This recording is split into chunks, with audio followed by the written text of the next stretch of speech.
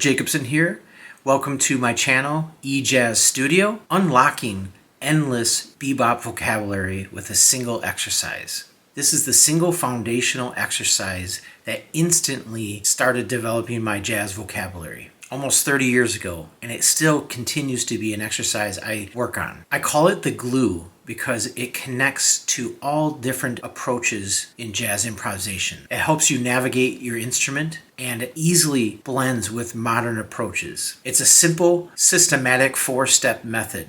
So don't skip the methods. They do go in order so that you can understand how to connect your lines better. Before we start the first step, I want you to make sure you understand where this is going to sound the best. We're going to be developing lines that fit over a dominant chord. Make sure you understand what is a dominant chord. It is 1, 3, 5, flat 7. As we go along in this lesson, this is going to be in the key of C dominant, but it also will fit over a minor chord as well, over G minor. You get to stretch this exercise over 2 different chords, G minor 7 and C7. All right, let's get started with the first step. Step 1, we're going to work on our dominant bebop scale. This scale is always going to be played descending, going down the scale, always. To make sure you understand how to develop your dominant bebop scale, actually just a major scale, adding the flatted 7th. Not subtracting any notes from your major scale, but adding the flatted 7th. This dominant bebop scale is going to be played in 8th note rhythmically. All right, we're going to practice it starting on the 1. It'll sound like this.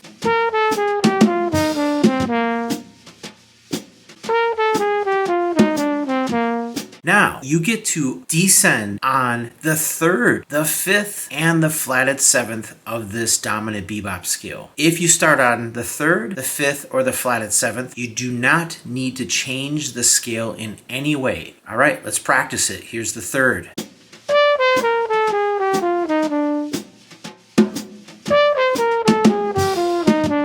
All right, start on the 5th note. Here we go.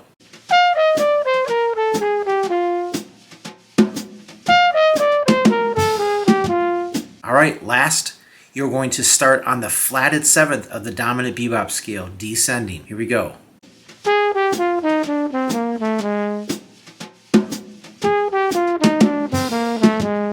Okay, now that you can start on any of the chord tones I mentioned, practice seeing if you can play 2 octaves worth of the scale.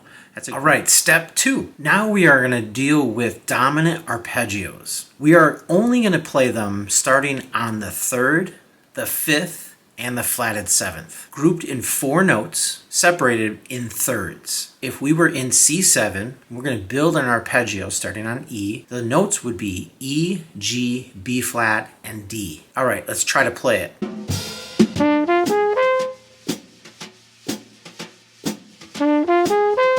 Now we're going to build off of the 5th note of C7, which is G, B flat, D, and F. All right, let's try to practice that.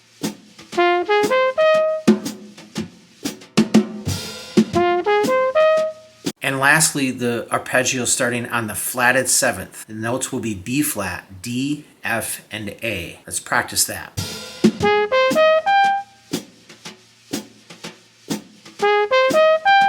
Step 3, we are going to be working on inverted dominant arpeggios. You're taking the arpeggios you just learned, you're taking the first note of each of the arpeggios, just playing them up an octave on the 3rd, 5th, and flatted 7th. So let's practice starting on the 3rd, taking the first note up an octave, play the same notes as you did in the other arpeggios.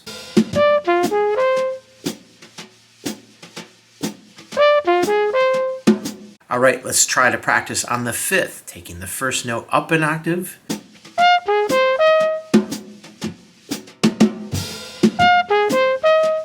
All right, lastly, let's start on the flatted 7th and invert the dominant arpeggio.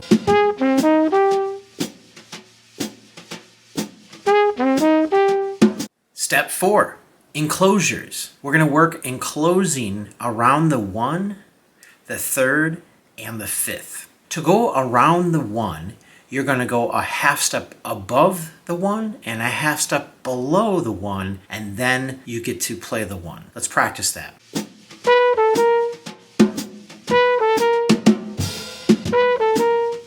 To enclose around the third, you go a whole step below the third and chromatically go up.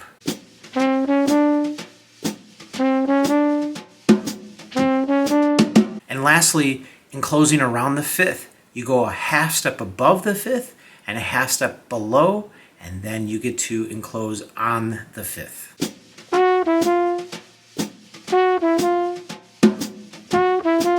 All right, we went through step 1, step 2, step 3, and 4. Now, to me, this is where the fun really begins with this exercise, because now we're going to combine them all together. Don't get overwhelmed and try to play everything together. You're going to do this in smaller segments.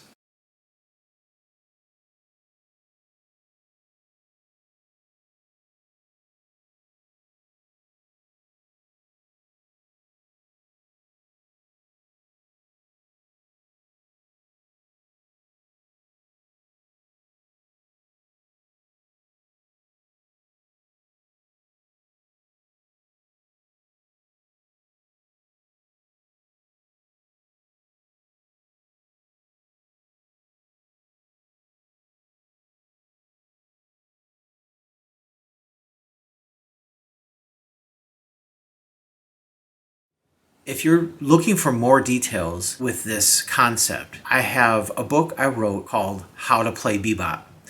It is at my website, ericjacobsontrumpet.com. All right, happy practicing. Thank you so much.